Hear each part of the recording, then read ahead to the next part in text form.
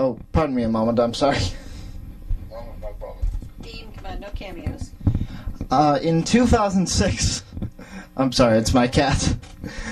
In 2006, you began writing, directing, and starring in a number of short films about Mr. Vinegar, a man who seems to, in a lot of ways, be at war with the universe. I know it's a bit of a... Describing him, yes, he is at war with the universe, yes. What inspired you to create that character?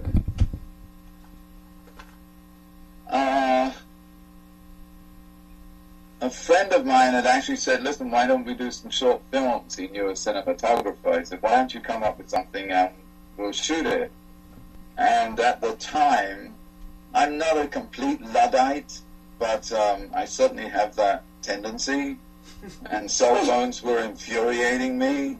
So as you see, the first film is all about Mr. Vinegar, I beg your pardon, his adventures with the cell phone.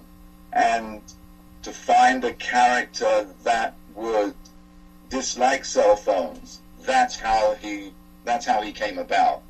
Who could I create who would dislike cell phones? And he seemed to evolve out of that, and I grew to love him, so I've continued the adventures, you know.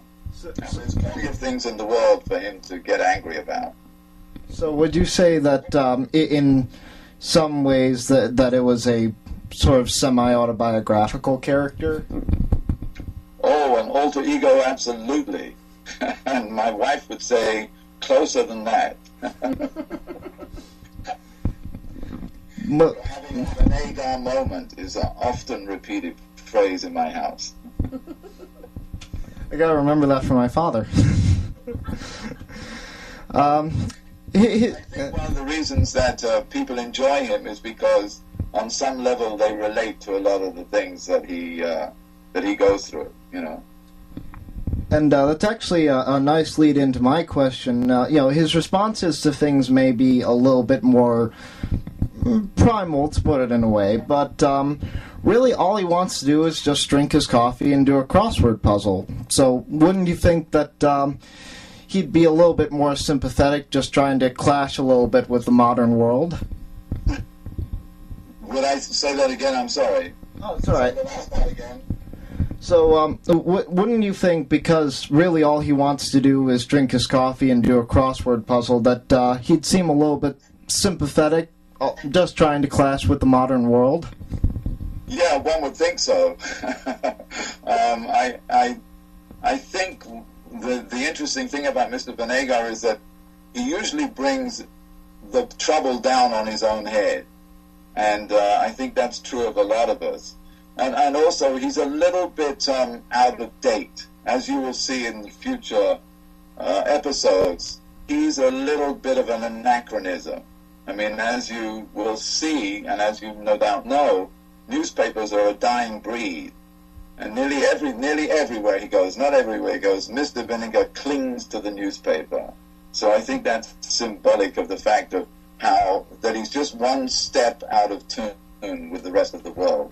And just being, as you know, one step out, I mean, one step backwards on the escalator and you can go all the way down to the bottom. And I think that's very much the situation that he finds himself in a lot. And as you've mentioned, as well as having my own good authority, that we can look forward to some further adventures of Mr. Vinegar, is that correct? Yes, I'm in the middle of completing 7 vinaigrettes, as I call them, which are very short. Mr. Vinegar's of around 1 to 3 minutes duration. There's going to be a web page set up. And I also completed another one, which I don't think you've seen, called Mr. Vinegar and the Curse. Mr. Vinegar and the Curse. Which is... I believe I've... Oh, I'm sorry. Please continue. I'm sorry. No, which is like a 14-minute piece. It's a much longer piece. So there's a lot of stuff that's coming out very soon. I was going to say, I'm familiar with the title. I just don't think I've actually seen that yet. So I shall have to send you a copy as soon as this is over. Sounds good. All right, well, thank you very much for taking the time. It's greatly appreciated, and it was a pleasure talking to you. Thank you. Thank you very much. Be well.